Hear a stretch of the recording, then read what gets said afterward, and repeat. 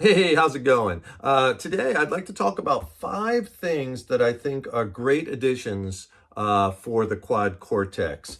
I've been using neural DSP plugins for years, and I really love them. And recently, I picked up a Quad Cortex, and I'm really enjoying it. I'm using it for live play, rehearsals. I built this board that I wanted to keep kind of nice and small for a fly rig, live shows, and so far it's been great. But I had made some additions, and I thought I'd tell you a little bit about it today. The first thing is I was a little bit concerned about the screen. I wanted to protect it because I've had instances in the past where gear, gets broken. And so I picked up this screen protector, and this is by Ceba. And it's 2 pieces. It's 1 piece that goes over the screen, and then this is by magnets, so you can access the touch screen. And it has a piece for the bottom. It's about $44, and it does a nice job of protecting the unit. Because it's an expensive unit. A quick story, one time I was using a multi-effects unit, maybe a little bit bigger than this on stage. This is years ago. And I was setting up, had my back turned, the drummer was setting up, and unfortunately, one of the cymbals on the stand went over like this, and the edge of the cymbal crashed right into my multi-effects unit. The drummer felt really bad. He was like, I couldn't get it in time, smack, and where it hit it, it broke it, and I wasn't able to change patches. And luckily, I had backup with me, so I was able to play the gig. But point being, I don't want to take a chance damaging the screen. So I highly recommend getting some type of these acrylic protectors. They go on with dual-sided tape. Very easy to install. Like I said, comes in 2 pieces. The hardest thing about the whole install was the 2-sided tape was getting the protective backing off the little pieces of tape. That was a pain.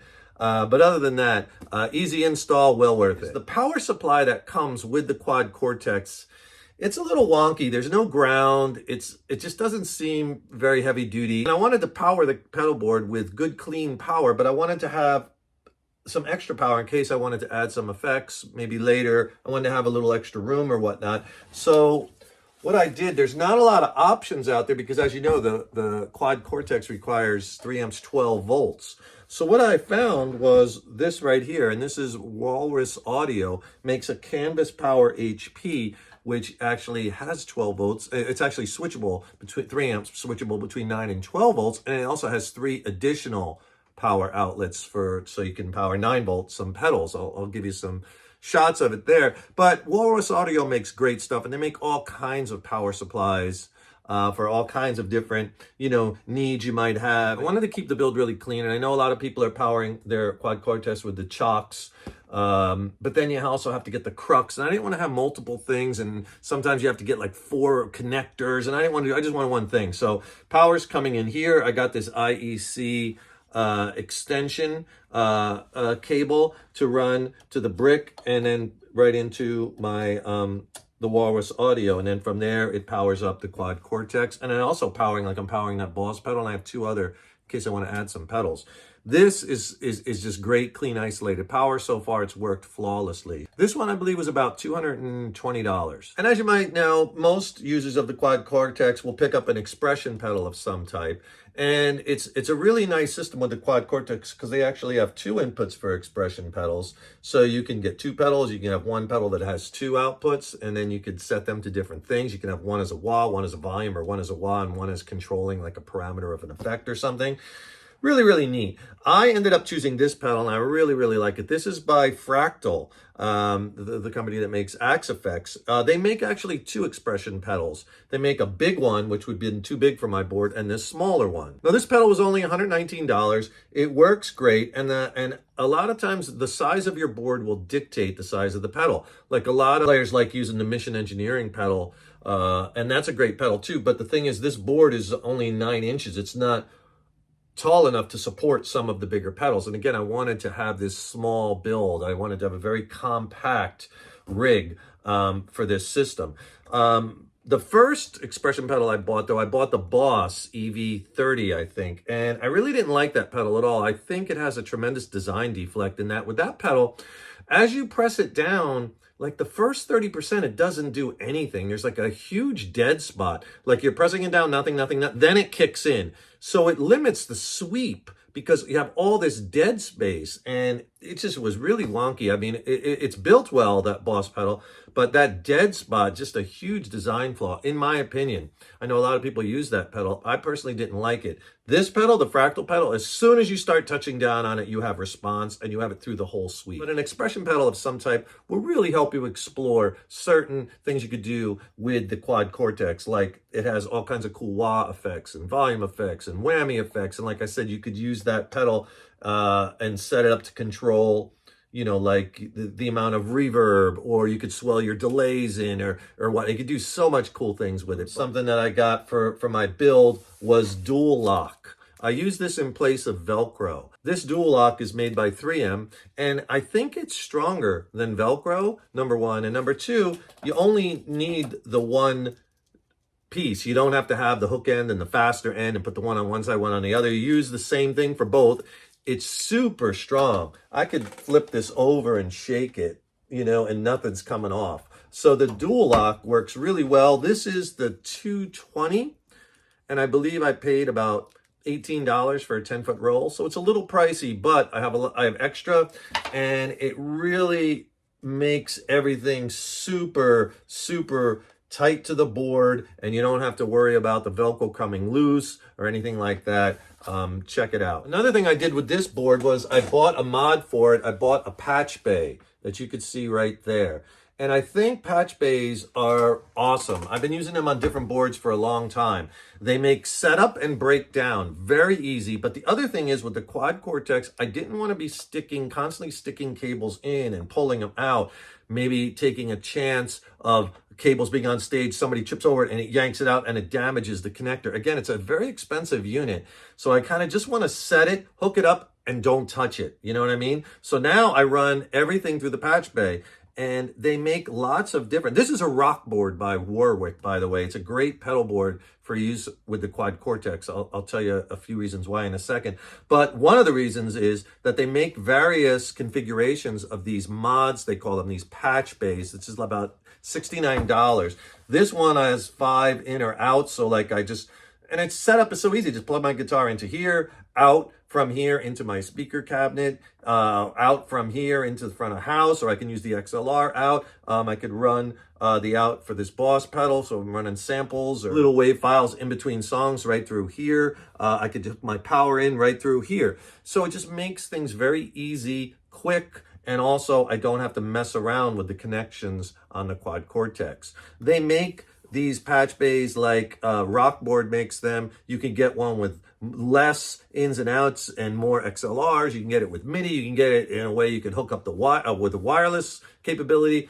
All kinds of stuff, which is really cool because you can kind of pick it for your particular playing situation. This is the Rockboard Trez 3.1 board. It's about 21 by 9, and I could have made this board smaller. Like, I could have not used this pedal and moved the expression pedal over it, and they make a smaller one about here. But I wanted to have a little extra room in case I wanted to add a couple pedals down the road. So this pedal was a really good size. It's very light. It's well made, and I was able to install the board with the hole that goes right over the vent for the Quad Cortex. So I'm not blocking this vent. The Quad Cortex has 3 vents on it in various positions, and I wanted to not block that because those vents are there for airflow. So this one, I was able to put the Cortex right in a spot where that vent is not blocked. I think that's pretty important. Another vent for the Quad Cortex is on the side here. And again, so I don't have this pedal jammed really tight up against there, because again, I don't want to restrict that airflow. And then the Quad Cortex has another vent, so you could see on this side. So if you're building a board, check out the rock boards by Warwick. They make a lot of different sizes and configurations. And they have the Patchbays, which are really cool. And then the final thing that I got for the Quad Cortex was a monitor and a cabinet. And I know a lot of people, if you're just using this at home, you're probably just hooking it up to your studio monitors, and that's fine. But I wanted to, when I play live, I like having sound behind me. And I like that feeling of air moving when I'm playing in a rocked out, kind of louder situation, like with my original band, Black Sunday. You can check that out. I'll put some links to my band because I'm dropping a new record this summer. I'll put links to everything in the description box. Check that out. But I like having that air, that energy, that air moving. So I picked up a Laney vertical 2x12 LFR cabinet, and those cabinets are, you know, flat response, full frequency, so they don't color the sound, and that's what you need if you're working with a modeler. You don't want a cabinet that's going to color the sound. You want that flat response. That cabinet is awesome. Here's a picture of it, right? But when I hook this into there and I play through it at rehearsals and it shows, man, it does such a great job. I have the sound behind me. I feel the energy with the band. It's killer. Love that cabinet combination with this unit. Now, I know a lot of people are saying, well, that kind of defeats the purpose of then you have to carry around a heavy cabinet because it's a powered cabinet, because you got to have some type of power, right? Some kind of power.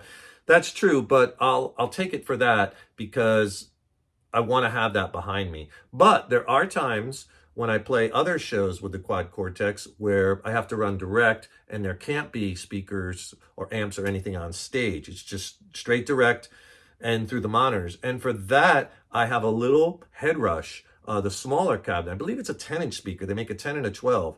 And that speaker for the head rush, here's a picture.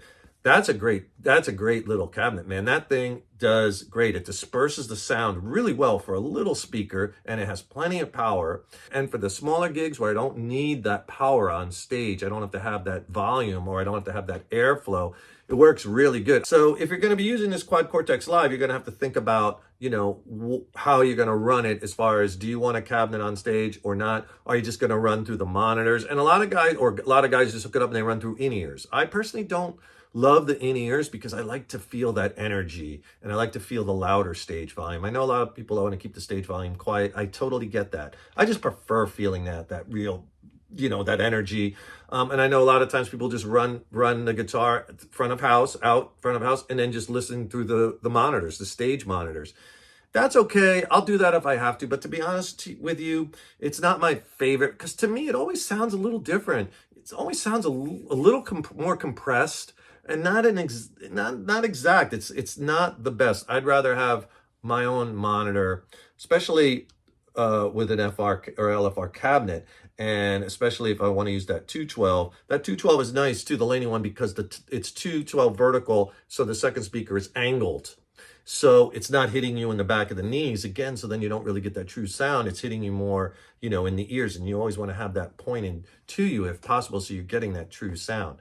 So, and the other thing is, I picked up that head rush cabinet, the small one. I picked it up used on OfferUp, cheap. Someone was selling it for like $150 or $140 even. It was a great deal. Both those cabinets work great. There's a bunch of things that will enhance your Quad Cortex experience. If you have any questions, let me know in the comments. Please subscribe to the channel. That really helps me to keep the content coming. Ring that subscription bell, right? Because then you'll be notified when I have new lessons posted. Also, check out the links I'll put in the description box. I'll put some links to some free ebooks and video lessons of mine. Also, you could check out my original band, Black Sunday. I'll put a link tree there because I released a few singles. And in fact, I have a new song that I'm releasing April 25th. It's going to be killer. So we're having a big build up to the release of that song. And then we're going to be dropping the full record soon.